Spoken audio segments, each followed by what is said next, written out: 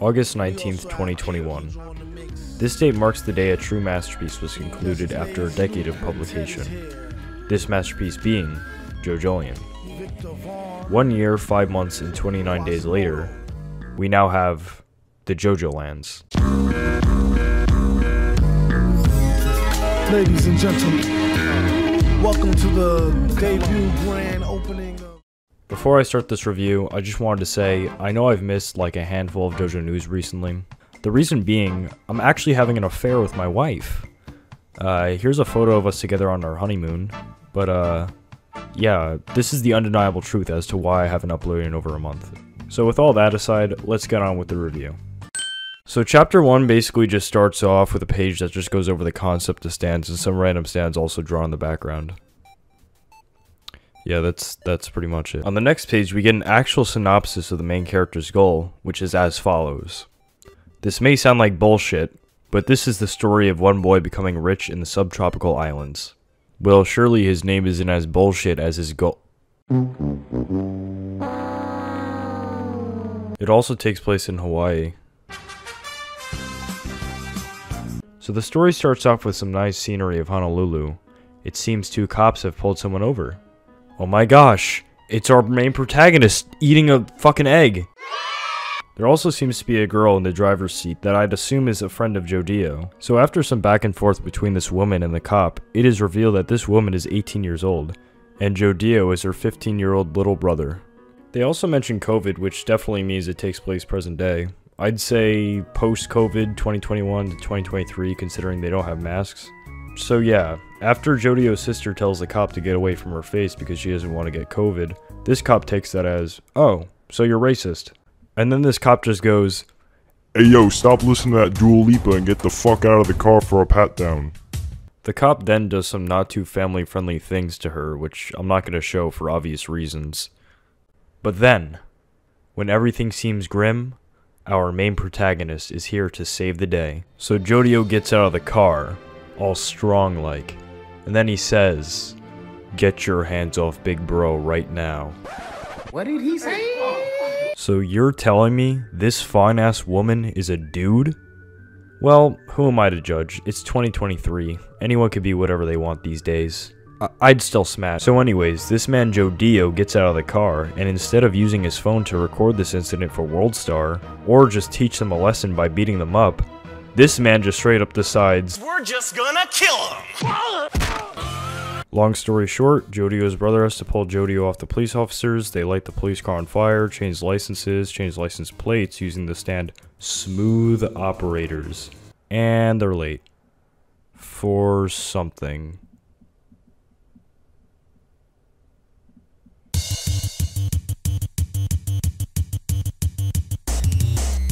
So they're drug dealers, surprise surprise. Yeah, that's right, fuck you and your morals, Giorno Giovanna. Because there's a new guy in town that is also coincidentally a 15-year-old gangster with blonde hair. So Jodio and his brother finish up the drug deal with Tuco Salama. Hold on.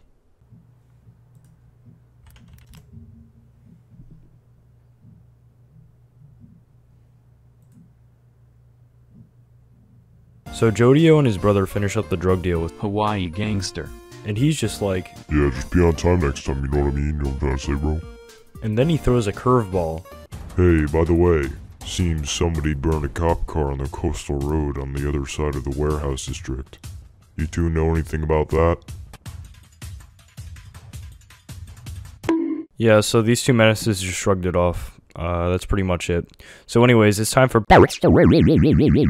So it's actually not too much of a backstory for either of the two brothers. It pretty much just tells us about Jodio's mom and relationship to the Joestar family.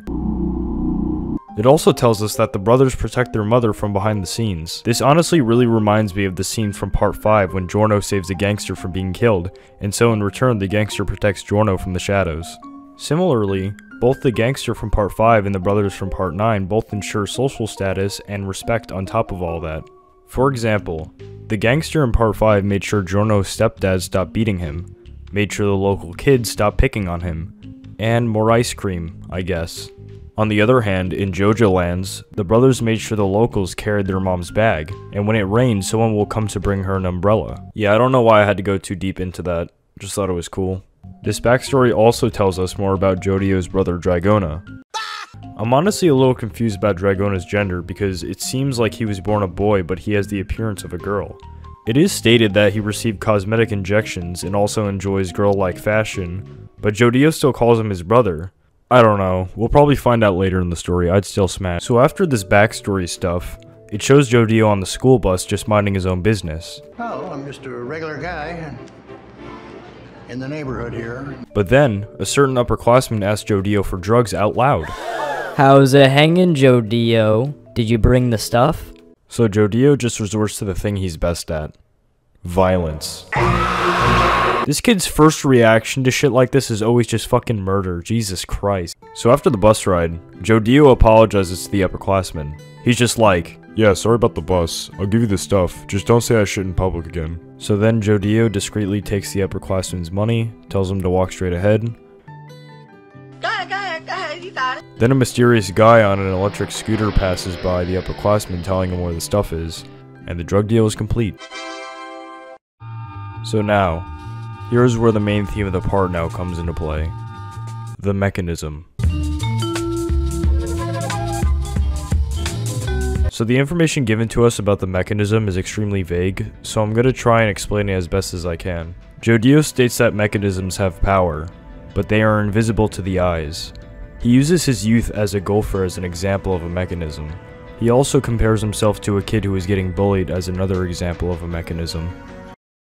Jodio states that these mechanisms are universal, and with them, even if you have enemies, you'll already be winning from the start. Jodio says that his mechanism is what will help him achieve his dream of becoming filthy rich. So obviously there are a lot of interpretations of what these mechanisms can be. So I had a couple people tell me what they think these mechanisms are all about. Starting with my father. So my dad's interpretation of the mechanism is being aware of the system and leveraging the different flows to achieve your personal goals and dreams. In a selfless way, also using the mechanism for the benefit of others, which in turn gives the person purpose and relevance in this life. Wow, very poetic. Thanks, Dad. So the other person I'll be getting an interpretation from is my cousin. Here's what he has to say. IDK. I think it's just like the flow of fate, like calamity. I think it's only going to be mentioned by Jodio at times, but other than that, I don't think it's going to be a huge new mechanic, just another name for fate or the luck or calamity. That was a great interpretation from both of them, but I have an interpretation that's the best of them all. So yeah, starting with our last interpretation, it is mine. Personally, I think that mechanisms could represent businesses or organizations in society. As stated earlier, Jodio says that these mechanisms will help him achieve his dream of becoming rich. He also said that mechanisms will come to appear before us as forms and shapes. So he could be talking about a kind of butterfly effect from the drug organization he works for that will eventually lead him to getting filthy rich. So yeah, those are all the interpretations I could gather. And yeah, that's it. That's it for mechanism. Paco Lovelantes. Until 2 years ago, he was pretty chubby, but now he's chiseled like a rock. He on that Sigma grind set. He was also the guy on the scooter earlier. His father bit his ear off, and he's a thief. Oh, and also his stand, the hustle, helps him steal shit better, I guess, using his muscles.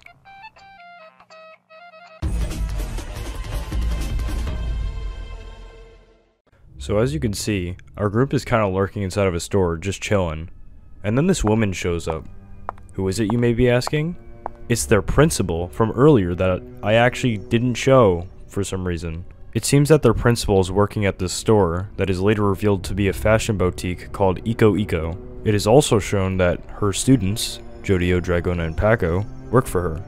So you may be wondering, why is this menacing music playing if it's just some principal and her students bonding? Well, that's because this side gig is also used for stealing shit for the black market. Bruh. Yeah, as if this shit couldn't get even more fucked up. So here we got a 49-year-old principal mob boss encouraging children to smuggle items for her so she can sell it on the black market.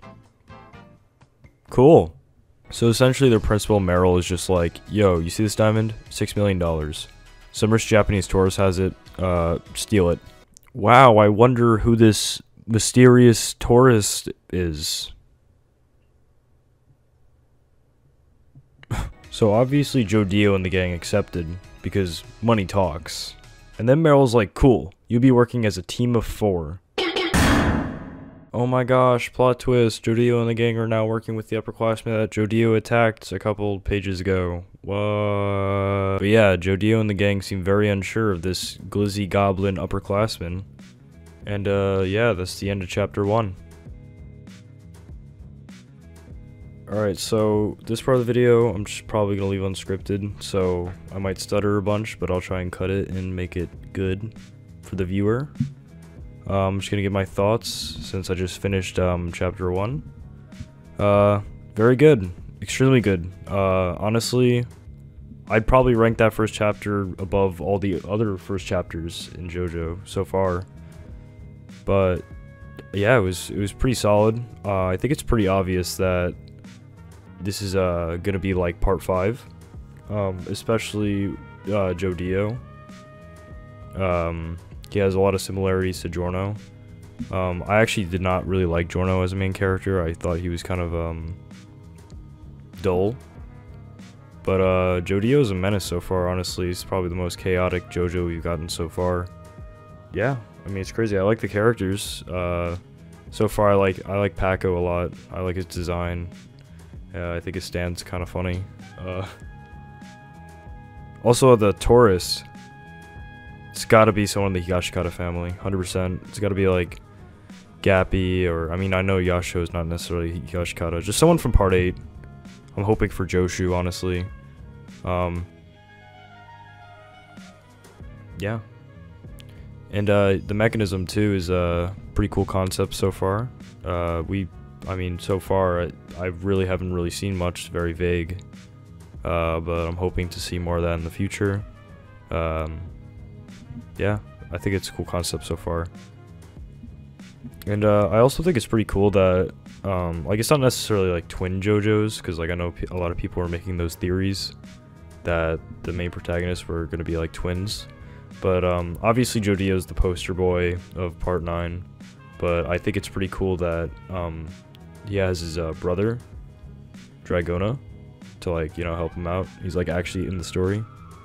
I think that's pretty cool. I'm a little confused still about the actual gender of Dragona, but we'll probably find out more as we go on. And yeah. Alright, so this will conclude the end of my review of the JoJo Lands.